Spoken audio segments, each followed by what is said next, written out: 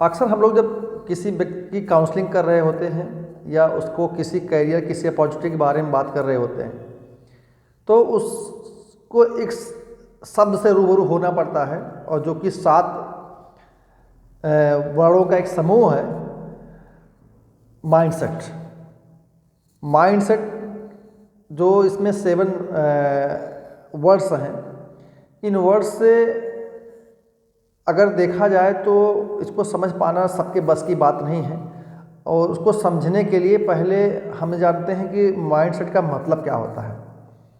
Mindset का मतलब है कि मानसिकता आपकी क्या है, आपके सोचने की कला क्या है, आपके विचारों की दिशा क्या है और किसी भी परिस्थिति को समझने और परखने के आपके अंदर किस तरह की क्षमता है, किस तरह का आपके अंदर एटीट्यूड है कि आप उस परिस्थिति का आकलन कर पाते हैं।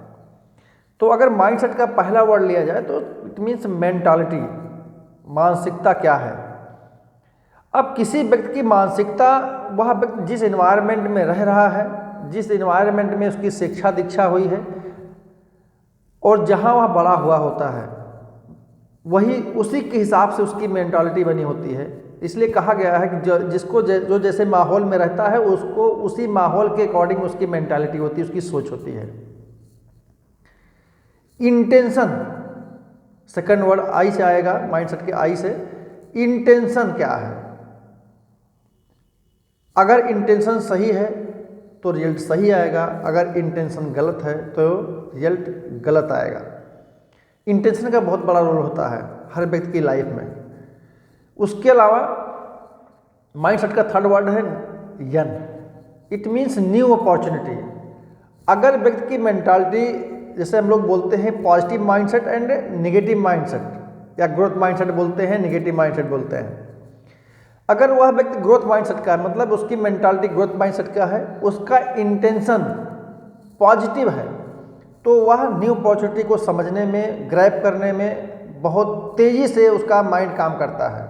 और अदरवाइज अगर उस मानसिकता का नहीं, वह विचारों की उसके अंदर क्षमता नहीं है, तो वह व्यक्ति, आप जो न्यू अपॉर्चुनिटी को बता रहे होते हैं, किसी नई बात को बता रहे होते हैं, तो उसके माइंड से नए नए ऑब्जेक्शंस आते हैं, बाउंस होता है आपके द्वारा कही गई बातों को।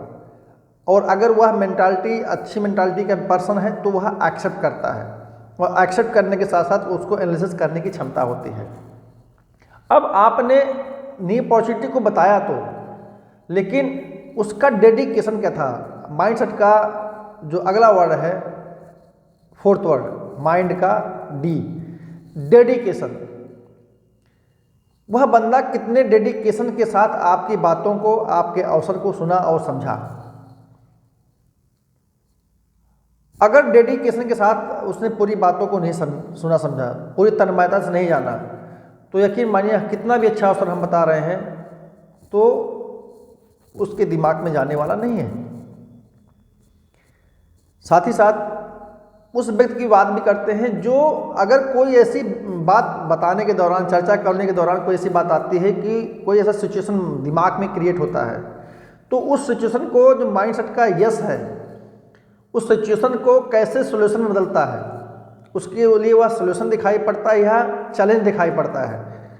तो माइंडसेट का जो यस है वो सॉल्यूशन को सेट करता है कि अगर पॉजिटिव माइंडसेट है तो सॉल्यूशन ले आएगा, नेगेटिव माइंडसेट है तो ऑलरेडी वह ऑब्जेक्शन लेकर के आएगा।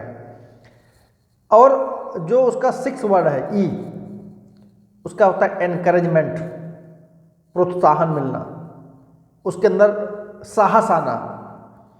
अगर मेंटालिटी स्ट्रांग है, इंटेंशन राइट है, वो न्यू अपॉर्चुनिटी को समझ रहा है पूरे डेडिकेशन के साथ, तो जो ऑब्जेक्शंस होगा वह ऑब्जेक्शंस को वह सॉल्यूशन में बदलेगा और उसके अंदर उसका माइंड एक न्यू इंकरेजमेंट जनरेट करेगा, प्रोत्साहित देगा कि लास्ट वर्ड जो है माइंडसेट का टी, थॉट ऑफ डायरेक्शन, वो दिशा को के बारे में सोचने के लिए मजबूर हो जाएगा कि किस दिशा से, किस रास्ते से, किस रूट से हम इस अपॉर्चुनिटी को पकड़ें और चले कि सफलता मिले और हमारा ग्रोथ हो। इसलिए हम लोग बात करते हैं growth mindset and negative mindset, या पॉजिटिव माइंडसेट, नेगेटिव माइंडसेट।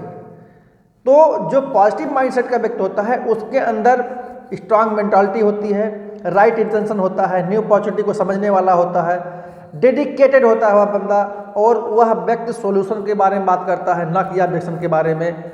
और उसके लिए जो चैलेंजेस होता है वह अपॉर्चुनिटी के रूप में होता है, और वह अपॉर्चुनिटी उसको एनकरेजमेंट देती है कि आप राइट डायरेक्शन में पकड़ के इस बिजनेस को कीजिए, इस काम को कीजिए, इस लक्ष्य को हासिल कीजिए, ताकि आप जीवन में सफलता प्राप्त करें। तो माइंडसेट एक केवल सिंपल वर्ड, एक 7 शब्दों का बना हुआ एक वर्ड नहीं है, पूरा सेंटेंस नहीं है।